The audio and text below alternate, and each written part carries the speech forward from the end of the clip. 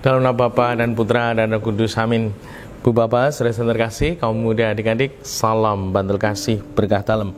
Kembali kita berjumpa dalam renungan harian hari ini Minggu 30 Januari 2022. Kita akan mengambil dari Injil Lukas bab 4 ayat 21 sampai 30. Sekali peristiwa Yesus mengajar orang banyak di rumah ibadat di kota asalnya.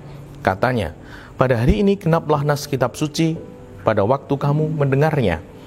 Mereka heran akan kata-kata indah yang diucapkannya. Lalu mereka berkata, bukankah dia ini anak Yusuf? Maka berkatalah Yesus kepada mereka, tentu kamu akan mengatakan pepatah ini kepadaku, hei tabib, sembuhkanlah dirimu sendiri. Perbuatlah di sini di tempat asalmu. Ini segala yang kami dengar telah terjadi di Kafarnaum. Yesus berkata lagi, aku berkata kepadamu, sungguh tidak ada nabi yang dihargai di tempat asalnya. Aku berkata kepadamu, dan kataku ini benar. Pada zaman Elia terdapat banyak wanita janda di Israel ketika langit tertutup selama 3 tahun 6 bulan dan ketika bahaya kelaparan yang hebat menimpa seluruh negeri. Tetapi Elia diutus bukan kepada salah seorang dari mereka, melainkan kepada seorang janda di Sarfat, di tanah Sidon. Pada zaman Nabi Elisa banyak orang kusta di Israel, tetapi tidak ada seorang pun dari mereka yang ditahirkan selain Naaman orang Syria itu. Mendengar itu sangat marahlah semua orang di rumah ibadat itu.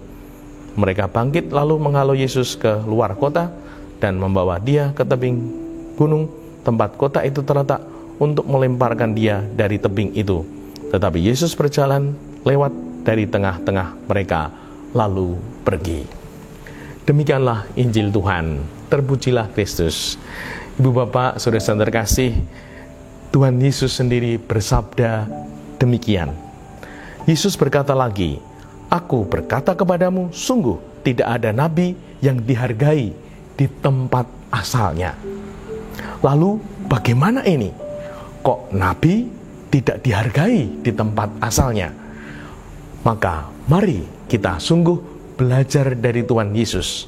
Kalau kita mencermati dalam kitab suci, kita tidak akan menemukan banyak kata-kata yang langsung diucapkan oleh Tuhan Yesus. Kata-kata Tuhan Yesus itu boleh kita mengatakan sedikit, tidak banyak, namun mentes. Nah, mari kita belajar.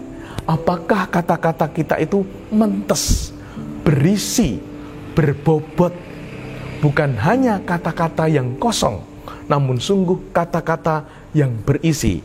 Apalagi kalau kata-kata kita, teori kehidupan kita tidak hanya sampai batas kata, namun sungguh karya. Sehingga apa yang kita katakan, apa yang menjadi teori kehidupan kita, kita wujudkan, kita laksanakan, sehingga sungguh kehidupan kita ini tidak hanya dipenuhi oleh teori, tidak hanya dipenuhi oleh kata-kata, sehingga sungguh seperti Tuhan Yesus menjadi pribadi yang bijaksana, bahkan berkuasa, karena apa yang dia katakan itu dilaksanakan. Dan ini menjadi kekuatan.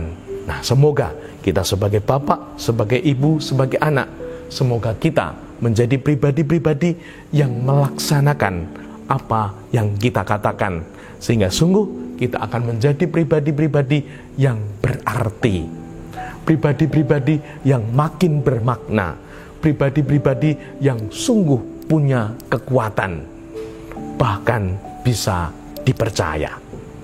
Dimuliakanlah Tuhan kini dan sepanjang masa. Salam bantul kasih, berkah dalam nama Bapa, Putra, dan Roh Kudus. Amin.